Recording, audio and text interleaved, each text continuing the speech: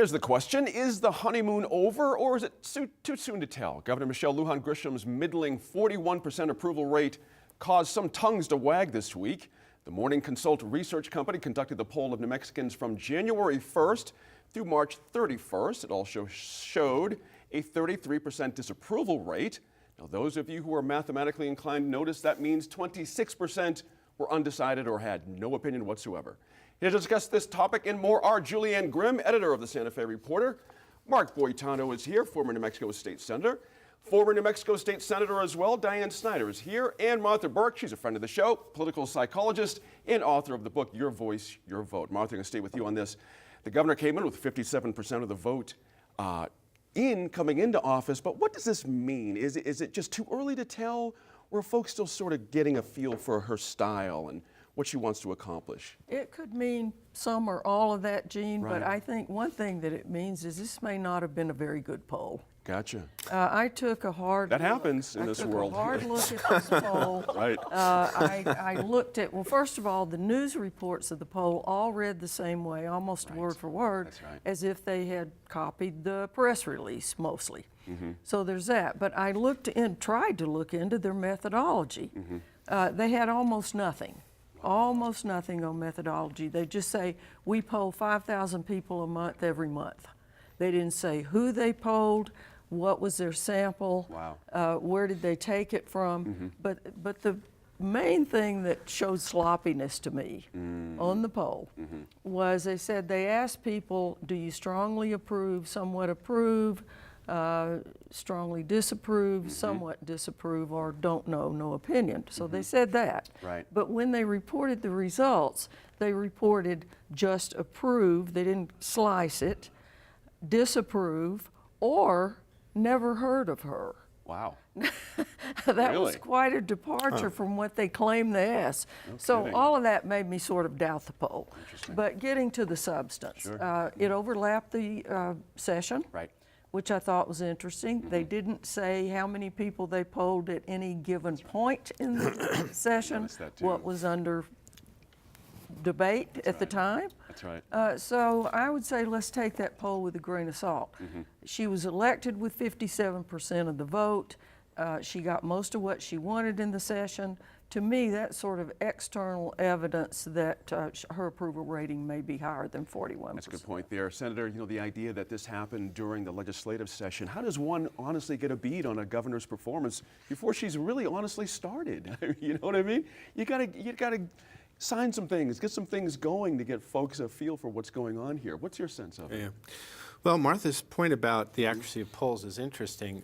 Frankly, I was shocked that her numbers were so low. I mean, if you look at the last three administrations, Johnson, Richardson, and Martinez, they were elected with wide margins, and coming out of the chute, their numbers were in the 50s in terms of popularity.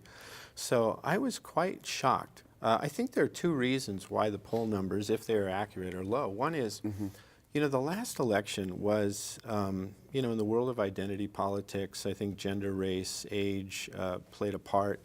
The saleability of an oil man from rural New Mexico being marketable to, you know, New Mexicans, I think was an issue. And it was about Trump. Right. And it wasn't necessarily about the issues. So millennials and special interests, they're vocal about 100% clean energy, sanctuary for illegal immigrants, gun control.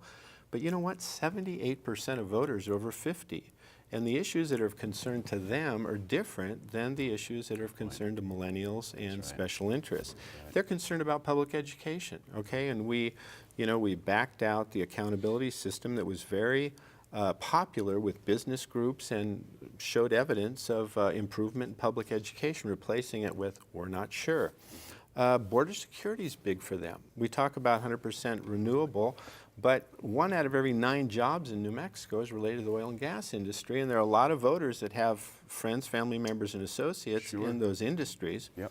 So I think that was one reason. The biggest reason was she chose to pick a fight with the sheriffs. And you know what? This Forbes list of most respected careers, #1, doctors, nurses, pharmacists. #2, high school teachers. #3, law enforcement. And law enforcement shows up higher than your accountant and even the clergy. And when you choose to pick a fight with border border agents and also sheriffs, most voters say, what are you doing? So I think those are the reasons why the numbers are down, if in fact the poll is accurate. Let's put a pin on that relationship with the sheriffs. I want to come back to that in a quick second. It's a good point you made there. Senator, how did you your top of the head right when you saw this? Did you buy it? I bought it, Yeah. but for a number of reasons, but I was totally surprised. Yeah. I mean, even in 2017, Susanna was still at 42%. Right. And that was on the downside of nothing at that point. Right. So, and this was the same poll. So I find it interesting that I think Martha and Mark have both touched on. First of all, the woman won by a landslide. She got almost everything she wanted in the legislative session. I mean, she didn't veto much of anything. That's right. And what astounded me is all the press coverage on bill signings. I've never seen that. Even with Bill Richardson, I didn't see that much press coverage on bill signings. I have to congratulate the governor's office for making that happen, help promote it and do, but I've never seen that much coverage for signings. And I think in some ways it was trying to tell the state, the people who weren't part of the activist group, that, see, everybody loves this. That's right. Well, everybody doesn't love everything that was passed. Right. I'm sorry, Yeah, right. they That's don't. true. That's a fair And point. I think the other thing is, two moderate and conservative Democrats have band with Republicans and moderate Republicans on two issues: law enforcement, Right. which Mark mentioned, which includes gun control, and secondly is abortion. I have hundreds and hundreds of friends who are pro-choice, who took a step back on this bill, because when you say that it is going to be legal to kill a child as it's being born, then that's unacceptable. We have crossed that line. Let me get to Julianne here real quick. We're about a minute and a half here. I want to touch on what Mark mentioned about the sheriffs. Of course, the background gun check passed. There was a meeting late last week between the governor and some of the sheriffs who had a problem with this. Sounds like things are a little more conciliatory, but is this an issue perhaps coming that's just going to grow further as it goes along?